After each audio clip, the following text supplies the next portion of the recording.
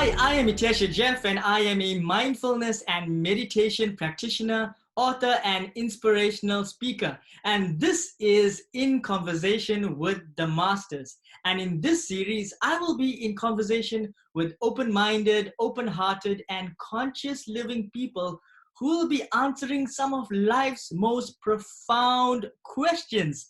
And hey, today I am talking to Kas Naidoo, who is Durban's #1 relationship coach and the founder of an incredible group called the Quantum Tribe. And we will be asking Kas more about what that is. So Kas, welcome to the series. Thank you so much for making time to have a chat with us today. Thank you so much, Hitesh. It's just wonderful to be here. Wonderful, wonderful. I mean, we are really lucky to actually have you because I know you are also really busy. Kas is so busy bringing people together in the name of love. But before we get into love, Kas, I mean, you have a group called the Quantum Tribe. Do you want to just tell us in maybe 1 or 2 sentences what that is all about? Because that's an interesting name, Quantum Tribe. Okay, sure. Quantum Tribe is a community of people that are living more consciously, that are focused on own personal development and self-mastery. I always believe that no matter what is going on in your life, whether you're focusing on career or relationships or health, you are the common factor in all of that. And when you start turning the attention inward and start working on yourself first, all those areas of your life will fall into place. Everything starts flowing. Life tends to become easier, more in the flow, more joyful, but the work has to be done internally. Right. So when you speak of the word, when you're speaking of the word quantum, why quantum? Because I'm reminded of quantum physics. So why quantum for you? Yes, so I got interested in quantum physics many, many years ago. And it was something that drew me because it made sense to me. So I started studying quantum physics, and then I got into the neuroscience of trying to understand how we create our reality. That's a really tough one because a lot of the time when we look at the good results we get in our lives, we want to take credit for that and say, I did that. But when we look at the things that are going wrong, we often find blame. It's the other, our partner, or it's the boss, or it's someone else to blame. And I'm saying we are 100% responsible for everything that we invite into our lives. So with quantum physics, we can start to understand how on the minutest level, that energy that we are putting out into the universe, we then attracting the people, the circumstances, all of that back into our lives, into our reality. And once we start understanding that, it is such a powerful moment. Because from that moment, realize, hey, if I've invited this into my life, that means I can shift it. We can shift our circumstances. I've had some of my coaching clients create amazing stuff in their lives, attract relationships, get promotions, pay increases. I had a client who had their salary tripled.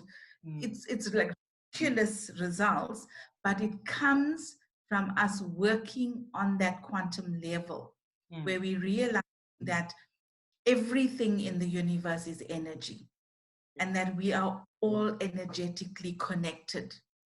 So when we start understanding this and understanding the laws of the universe and working in compliance with these laws, because when we work opposed to the laws, we're going to hit a brick wall over and over again.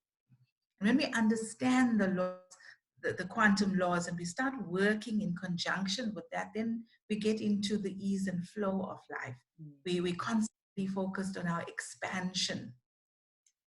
I've been trying to understand. I've been really trying to understand quantum physics for the last 10 or 15 years. And they say that if you can understand quantum physics, then you haven't understood quantum physics because it's so Yes, complex. correct. So, I mean, Yeah. yeah.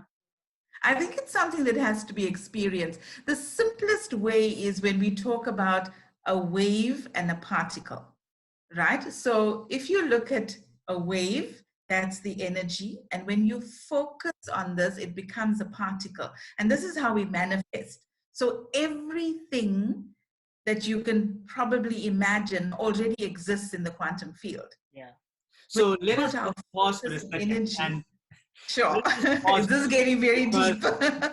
it's becoming a little bit deep now, and I think some of the audience may get a little bit lost because what are we Yes, talking yeah. about? Waves and particles. What is this all about?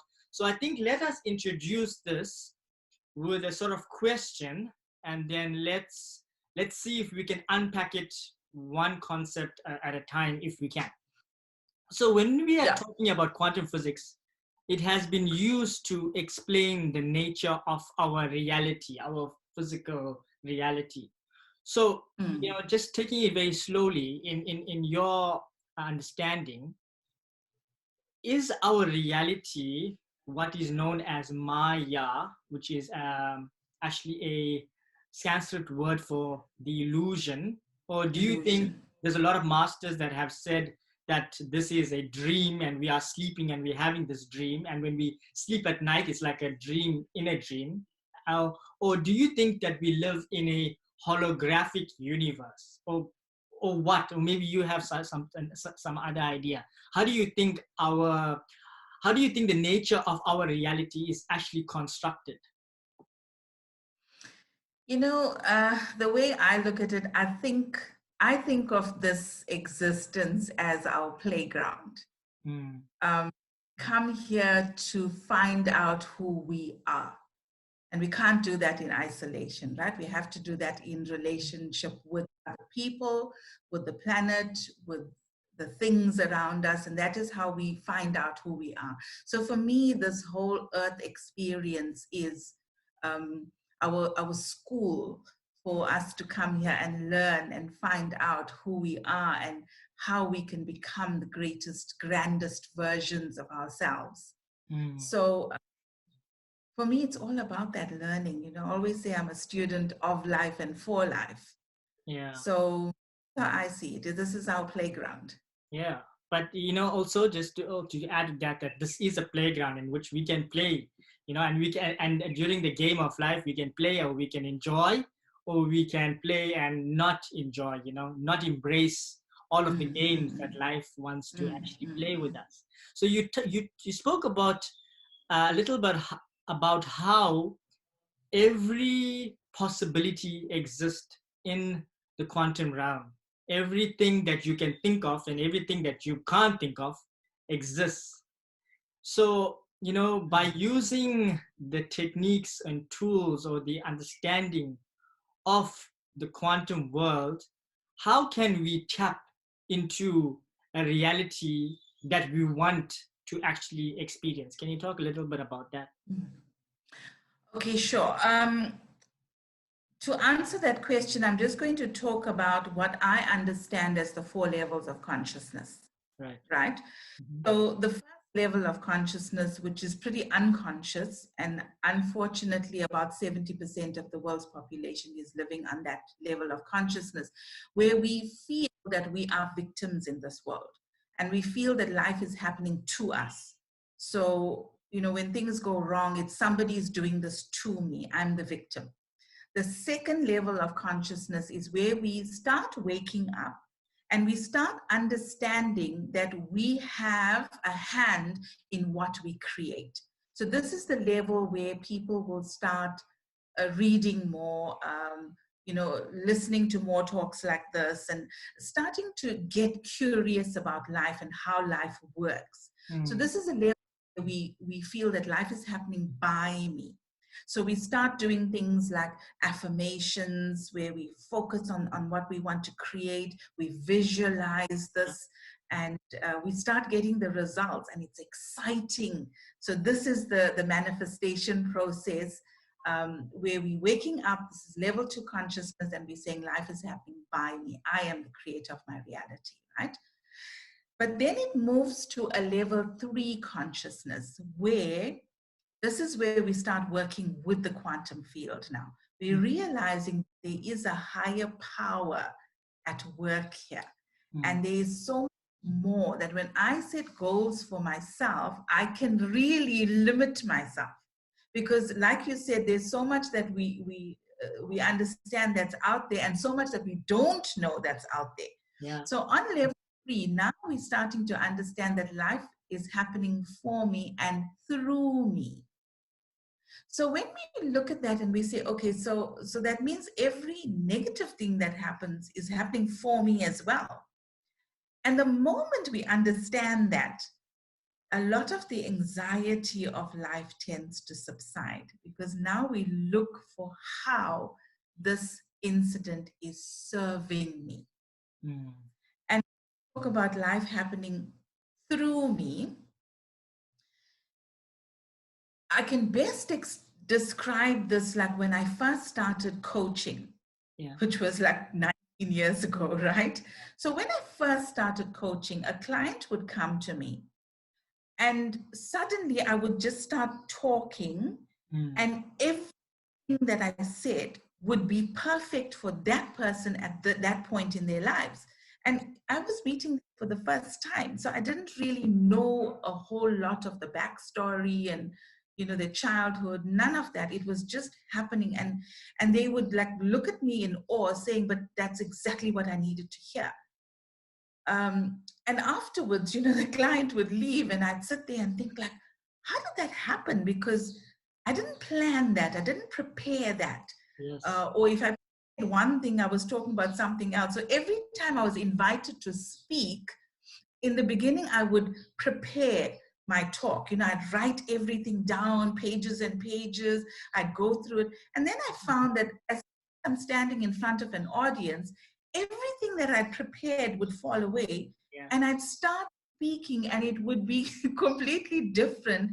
But at the end of the talk, I'd get people coming up to me and saying, "I felt like you were talking to me directly." And when you get a whole lot of people in a group coming and telling you the same thing, you realize that that talk was right for the people at the time. And that is what I mean, life is happening through you. So if we can open up, connect more with that field, and allow life to happen through us, it's a completely different experience.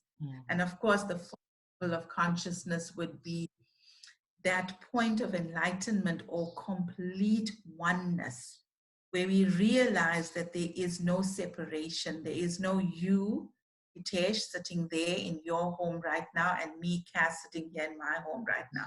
That we are all connected, we all one, and it's not just with people, it's with animals, it's with the planet, all of it. There is this absolute oneness. And I'm all hoping that in this lifetime we get to experience the level 4. Yeah, I think I can speak for myself that I've had nanoseconds at the very least, if not moments, of experiencing that oneness. I think it takes time to sit in that meditation and just sit to be still and try to connect. But I've had nanoseconds of experience that oneness, and it's just powerful feeling. Absolutely. No, I agree with you, because I felt that as well. It's just those moments where you feel this heart coherence, so this expansion, connection, and the brain coherence happens. And it's almost like you don't even want to breathe in that moment, because it is so blissful that you don't want to do anything to come out of that. So I think it's about elongating the moments now. That's the thing, it's and you actually mentioned a really nice word, a good word there. You said, you don't feel like doing anything. That's because you move out of this physical realm. There's no thing left. There is no thing. Nothing. And people find it hard to understand the concept of nothing or no thing, because they think that there has to be a thing. in order for you to have an experience, but you can Yeah. have an experience without anything. It's kind of hard to, it's Yes. like trying to tell people this is what this is what an apple tastes like, or an orange tastes like. You can't tell people what it tastes like. People Yes. have to Yes. kind of experience it for. I totally agree with you. Yeah, so you Yeah. were talking about how you give talks and how you meet clients and how it's just the right words for the right audience at the right time. And I like to think about life as a video game.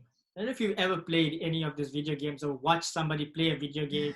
And back in the day, when we did not have really fast computers, and I don't know if you've noticed, but as you're moving through the world, and not that I'm a gamer, but I have witnessed this, of people playing, is that they would see the space that they are in, right? But as they're moving Mm. into a new location, the pixels sort of come together and reveal the next location. What I'm trying to say is that how do you know for certain that outside of your house that there's a road and there's cars and there's Mm. other people? Yes. And it comes back to what you were sharing about how the particles and the wave story is that the universe exists as a particle. And then the moment you observe it, it becomes a wave. Now we can't see the particle, but we can see the wave. So your reality is constructed as you are observing and becoming conscious and becoming aware of what is happening on the inside of you. Because Carl Jung said that until we make the unconscious conscious, things will happen on the outside of us and we'll call it fate or Yes. destiny. So, That's what your you are level one. saying as well is that, this is a law. You're talking about the laws of the universe. One law of the universe that I think is based on all of my work, and I'm sure definitely all of your work, is that the world without is a reflection of the world within. So the world Mm. without will be a vibrational match to whatever it is that you are thinking and feeling on the inside. Are you able to share Yes. something on that, or how you've helped clients with that, or even your own personal experience? Yes. Yes. So the universal law is simple. It's as within, so without. Right? So when we see something on the outside, that is just the result or the evidence of the energy that you hold within you. The energy within you is made up of your thoughts, your beliefs, Mm, your feeling, emotional level, your actions. It's everything that you're actually in control of within yourself mm, is being reflected to you. So there's another law called the law of reflection. mm, And that's basically what yeah. it's telling you, that everything that you see on the outside is a mere reflection of everything that you hold on the inside. And when we're living on a level one consciousness, when we see something on the outside that we like, we want to claim responsibility for it. But when we see something that we don't like, Yeah. it's not me. I couldn't possibly have created that hijacking, or somebody breaking into my home, or me losing my money, or my partner cheating on me. I could not have created that. Mm, And when we don't want to take responsibility, that's when we're living as victims in our own lives. But the moment we can say, hey, hold on, if that is there in my life, some part of me believes that, or some part of me is calling that into my existence. The moment you do that, you pull your power back and you start saying, I don't like that result. So, how can I go within me and see what thoughts, what beliefs, what emotions actually created that on the outside? And when I can find that, when I can link the inner and the outer, mm, and see that now I get it, it's that whole aha moment you arrive at. Then I start saying, okay, so how do I shift these thoughts, shift this belief that I am holding, and shift the emotions within me? So that's how I'm changing the energy. Then I will see that the results on the outside will start to shift. Yeah. If you want to go into like an example of that, so people can unpack how that shifts. You want to give me one, or shall I just come up with one? Well, let me just share something with you as well, that Okay. I have managed to manifest many things in my life. I mean, when I say manifest, I mean everybody manifests everything. That, I mean, this conversation that we're having, I manifested, you manifested. It's somehow linked and all tied together.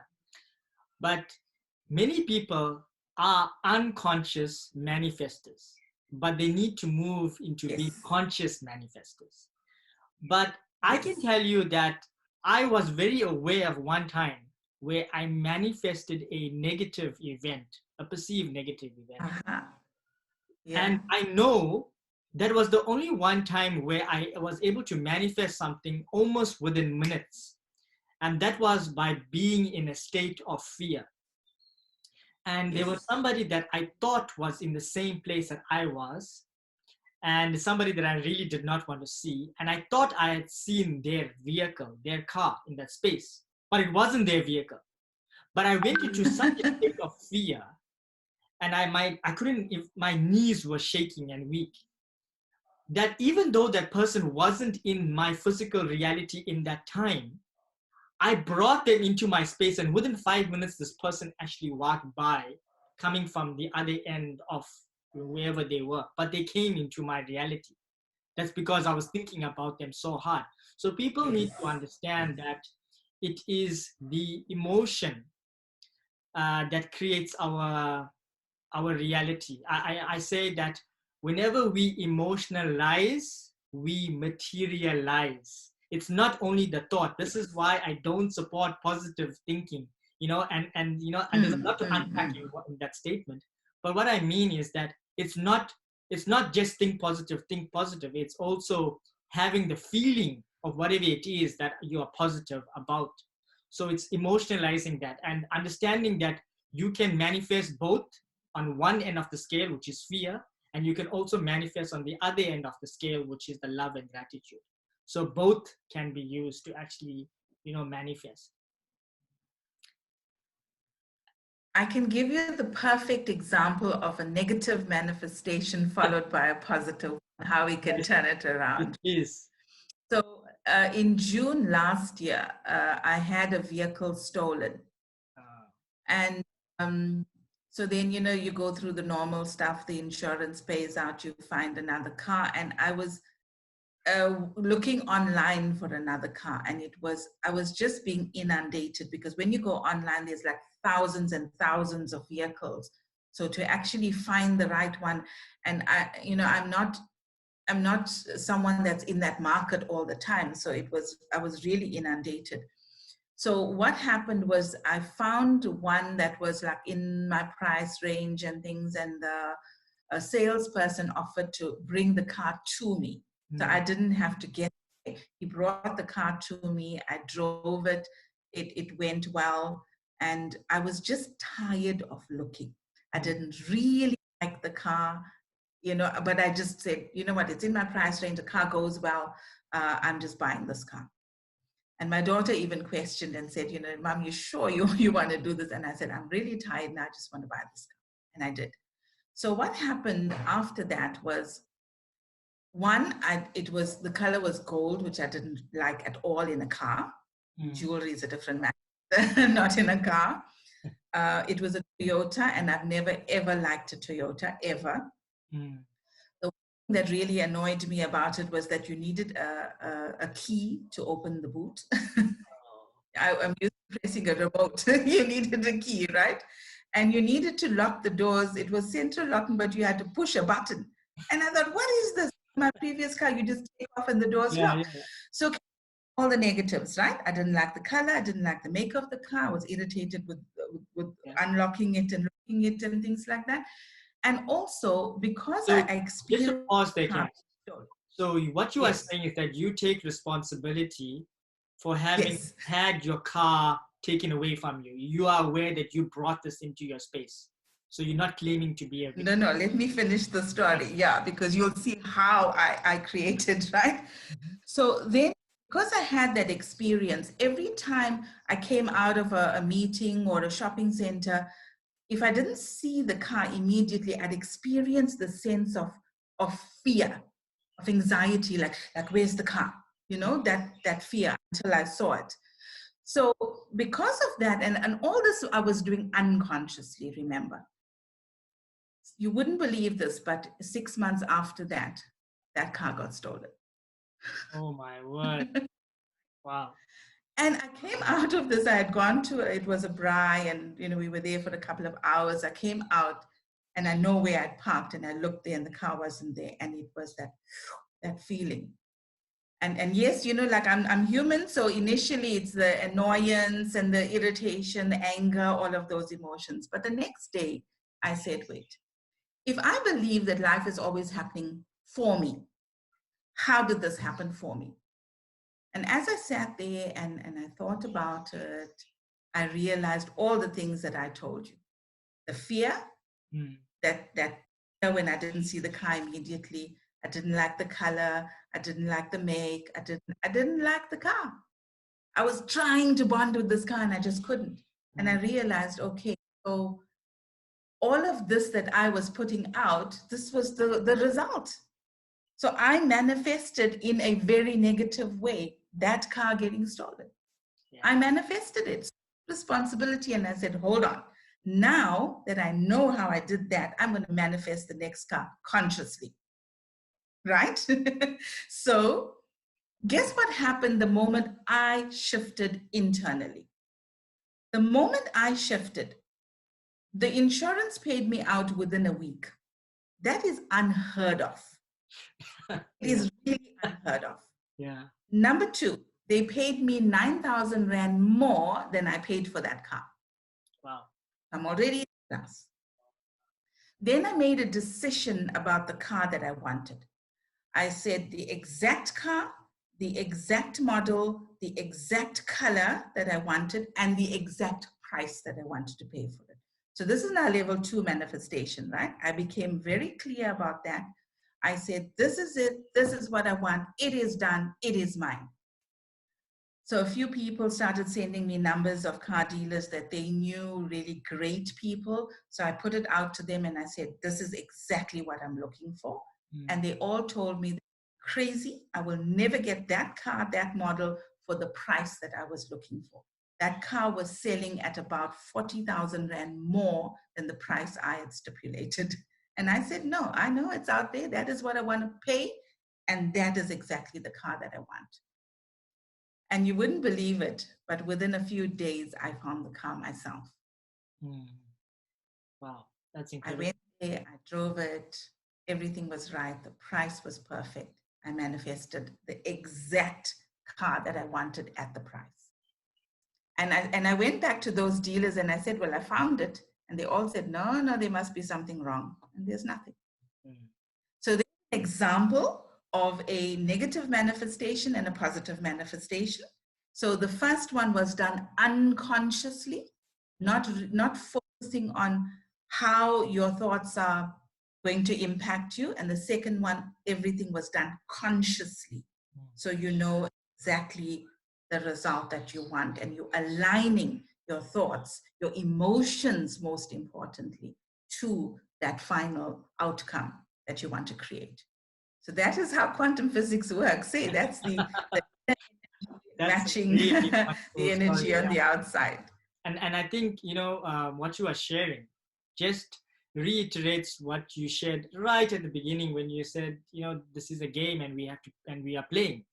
And we can play this game, we can enjoy the game. And so many people think that they are just watching the game and they have no control of this game and they just have to watch it. But they don't understand that they can really participate, they can jump in and they can get involved with the game. And, not only are they the player, but they also the goalkeeper and they also the referee. That comes to the fourth level of consciousness where you are both the witness, the observer, the referee, the whole thing. You are the whole system itself. Yeah. Yeah. So if So you think of your life as the movie, you're directing it, but you're also the actor there. You all the characters. yeah. And it's up to you basically. When do you want to wake up to the fact that you have that much power in terms of controlling, the outcomes in your life, and then life can become quite magical. Yeah. So I think I don't know if this next question is fitting because we may have answered it already. We have touched on it. I think the question is, what is consciousness? Because we use this word all the time and we talk about this word all the time. And it's a topic that we need maybe months or years or lifetimes to really unpack. And you spoke about the 4 levels of consciousness. Is there anything is there anything that you can add to consciousness, or what is Yeah, consciousness? yes. All right. I think to put it in very, very simple terms, it's about complete awareness, being completely present and aware. So in that example of the car, if I was aware of my thoughts, of my feelings, I wouldn't have bought that car in the first place, or I wouldn't have had that experience of the car being stolen. If we can look at our lives and know, look at our relationships, can we become aware, who am I in this relationship? Because a lot of the time people know what they want from their partners. The expectations are clear. But when we say, hold on, but if it's not just about what your partner needs to, the expectations your partner needs to meet, what about you? Who do you want to be in this relationship? What experience do you want to have? How can you be the best partner you can possibly be in this relationship?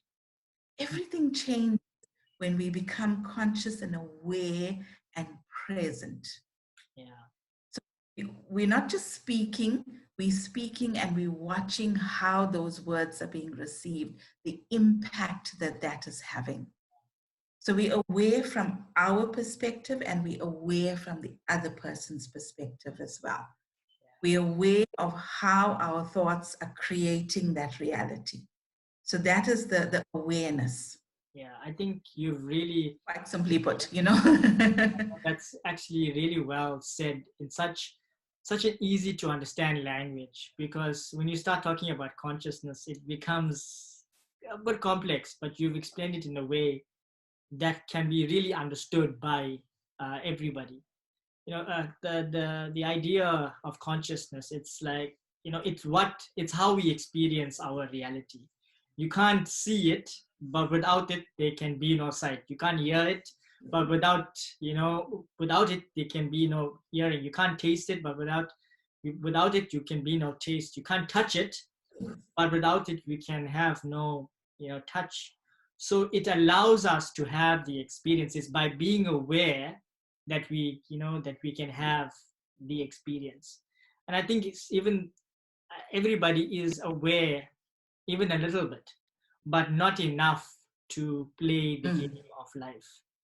And you And started. that is the choice we must make. Everyone has a level of awareness. If we can identify where we are and we have the willingness to become more aware, that's the self-mastery. That's our journey to self-mastery. So you touched on, and you spoke a little bit about even now, creating conscious relationships. I think you have a workshop called Creating Conscious Yes, Relationships, right? I So do. let's talk a little bit about love. Do you have a little bit of time to talk a little bit more with us? Sure, sure. One So, of my favorite topics, right? The reason I teach a workshop called Creating Conscious Relationships is I believe that when we look at our careers, our businesses, we spend so much time learning. We study, we get degrees, we write exams, we start at the bottom, gain experience, we work our way up. We do a ton of work for our jobs and our businesses. But when it comes to relationships, we feel that one day I'm going to meet the right person. I'm just going to know. We're going to connect. We're going to fall in love, and we're going to live happily ever after. So that's the fairy tale that we've bought into. And the reality of relationships right now is showing us that this fairy tale is just that, a fairy tale. It's not real. The worldwide divorce rate is 53%. So my question is, one of my big intentions is to be instrumental in reducing the divorce rate. So, and the way yeah, we do can I just ask you one, sorry, can I just ask you one question talking about divorce? What do you feel are the top 2, 3 reasons people get divorced? What are the reasons people really get divorced? Why? Why do people choose to get divorced? Okay. The reasons are actually the excuses, right? I'll talk about those out. How can I say, those superficial reasons, and then we'll go into the real reason. So on the outside, it is infidelity. That is one of the big ones, and then finances is another one, very very big. But I really believe that the reason relationships go that route, and the infidelity route, or is because we are not communicating on a deeper level. We come in with our fairy tale expectations of what the relationship should be like and what our partners should and should not be doing. And because we come in with those expectations, we have a checklist of what our partner should and shouldn't be. Okay? So when we come in like that, that is the unconscious way of creating relationships. So we're not looking at being present, being fully there with our partners, communicating in a way that if there's a difference, if there's conflict, we're able to resolve this, so we get to a win-win rather than a win-lose. The win-lose is always our egos at play. Our egos are saying, if there's a difference in opinion, then I'm right, you're wrong. And I have to prove that I'm right and you're wrong. So when we go into that, that is when we have the worst kind of conflict.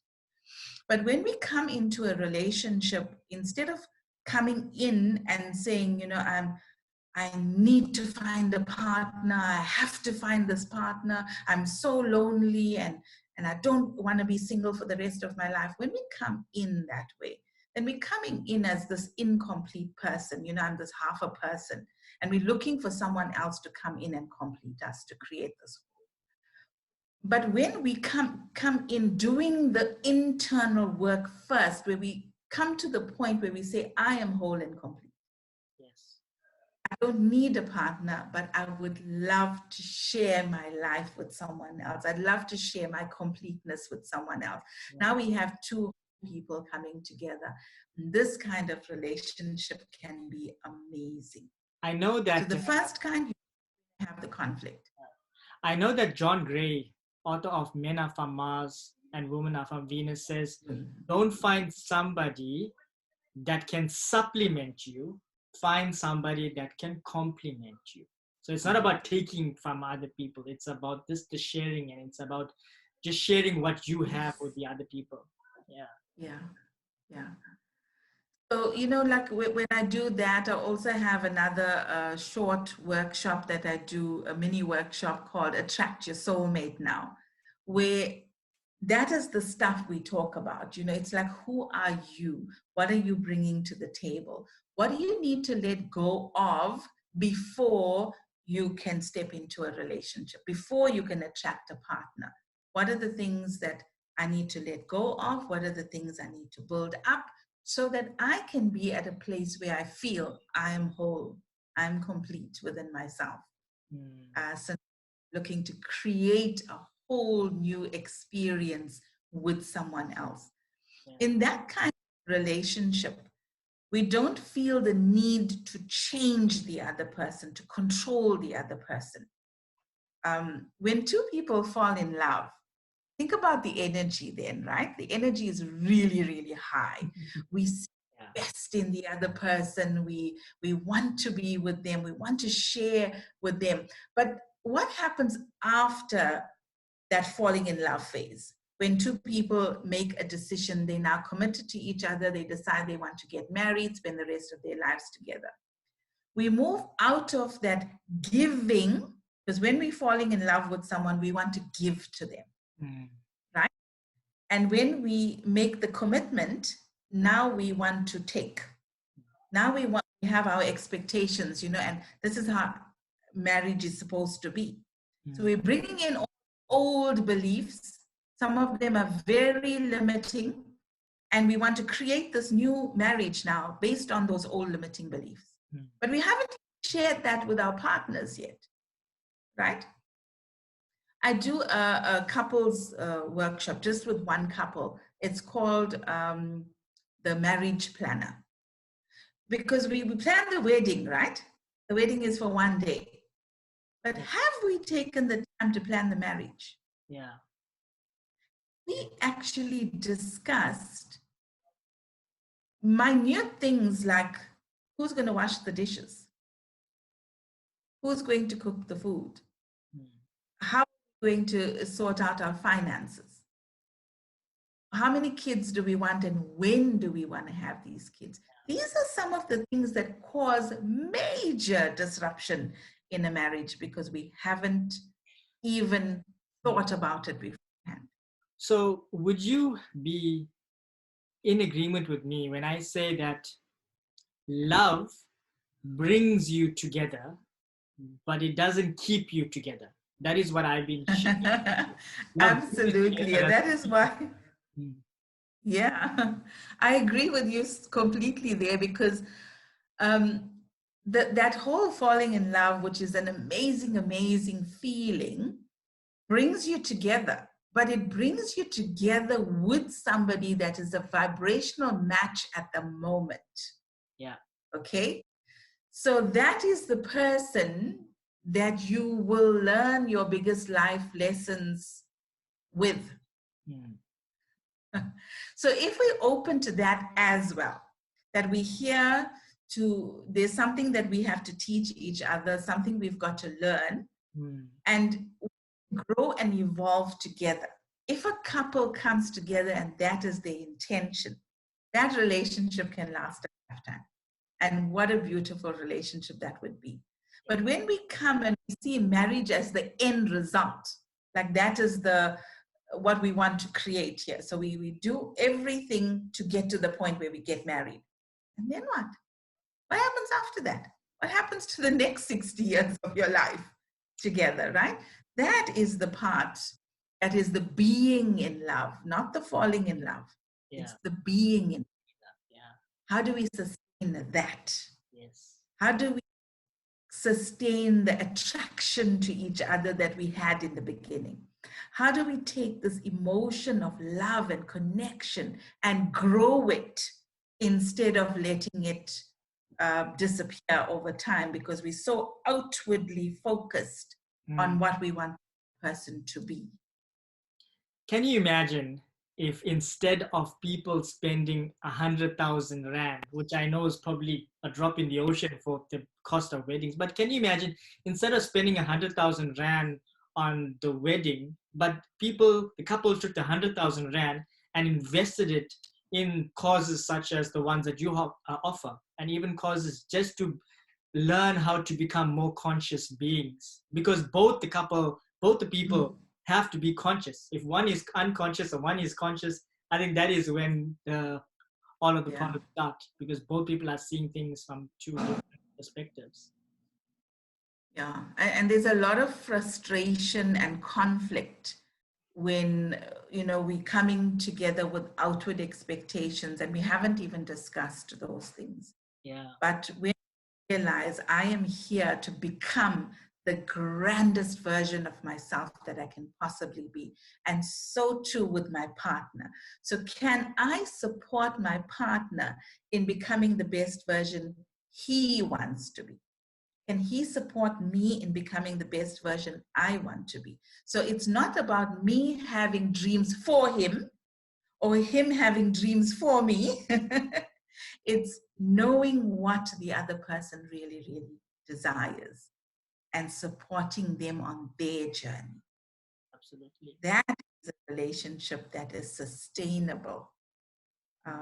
So it's time for us to make those shifts, have those deeper conversations, understand that in the past, the roles were very clearly defined.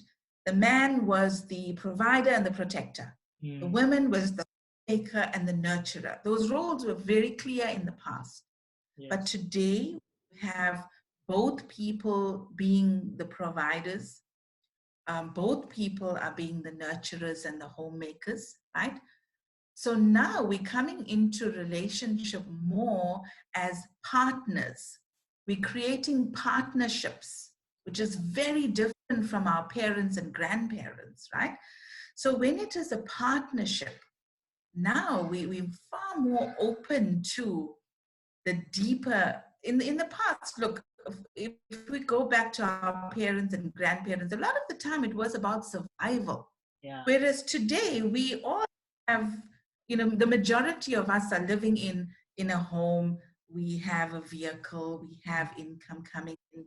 Not everyone, but the majority.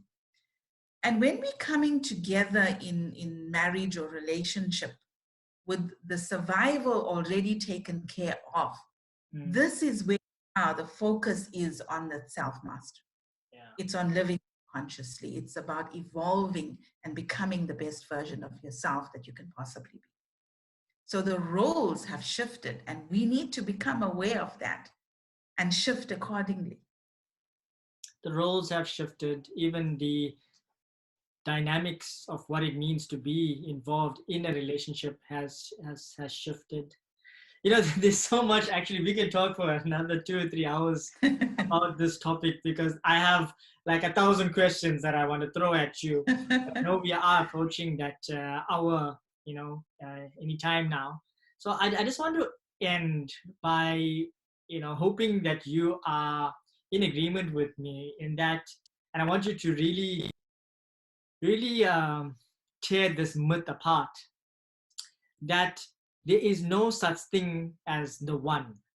Because you hear people saying there is the one, I'm going to find the one, and when I find the one, my life is going to be happily ever after, and when I meet the one, I will know that that's the one. Can you please tell people no? Or hopefully you'll say no. What are your thoughts on that? Okay, I'm going to agree with you completely on that one, because that has resulted in the divorce rate being 53%. If I said to you, Hitesh, I have this car for sale, it works 47% of the time, will you buy this car? Never. And yet we still want to do in the way that it has been done before, knowing that it only has a success rate of 47%. So if we want this to work, if we don't want to become a statistic, we need to let go of those old, limited beliefs that is proven to not work. Yeah.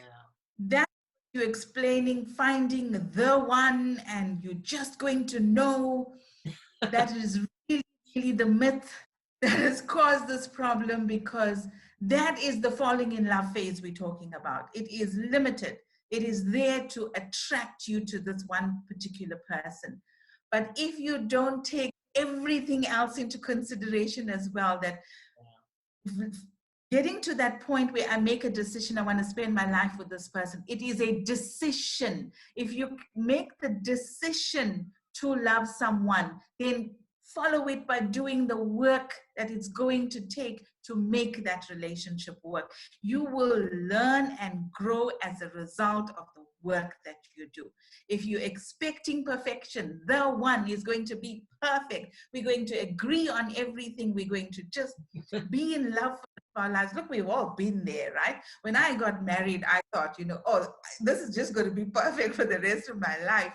And we're going to be like the perfect couple, and everybody else is going to look at us and see what a perfect couple we are. Oh, hell no. I'm as well because I bought into that myth of the one, the soulmate, the happily ever after, all of that. Mm. So we learn from these life experiences. For anyone that's watching this that is, dating someone right now, do the work on yourself, do the work on the relationship. Learn how to communicate on a deeper level. Learn how to resolve conflicts so you get to a win-win, not one winning and the other losing. Do the work, guys, and you can create happy, healthy, conscious, deeply meaningful relationships, but you have to do the work. You have to do the work, absolutely. Kas, I'm sure there's going to be so many people that are going to be wondering, how do we get a hold of Kas? How do we attend the workshops? Is there a page on Facebook that we can come to, or even a website? Can you share with us? How do we? Yes, I've got on Facebook, there is a page called Next Level Up. Right. That is the name of the business. And there's another page for Quantum Tribe. So there's 2 Facebook pages, and my website is www.nextlevelup.co.za. Thank you, Kas. I mean, I really enjoyed having this conversation. Again, we can talk for another hour at least, but it's been really mind-blowing. I thoroughly enjoyed it. One of my favorite topics is talking about consciousness. So we are very much aligned with our values. And the next thing that I love about is love as well, and relationships. It's something. I mean, it's what really connects us: consciousness, relationships. We can't be alone. We have to connect with other people. So thank you for making time to be with us and for sharing and giving us your time, your energy, and all of your love. Thank you so much, Kas. Oh, well, thank you so much, Hitesh. I really enjoyed conversing with you, because whenever, 2 conscious beings come together, you're right, we can just talk forever. It is so enlightening, and I feel so energized when we have conversations like this. And I think both of us are really on the same page, where we want to help people to awaken, to live more consciously, to become the best versions of themselves. So thank you so much for having me on, and I wish you all the best, and everybody watching, love to you, and I really, really, from my heart to yours, wish you absolute best. Thanks, Kas. Thank you so much. And thank you to all of you who's been watching this series. And if you want to hear more from Kas, please share this video with your friends, or leave a comment in the comment section below. Thank you for watching or even listening. And I shall see you again in the next episode of In Conversation with the Masters.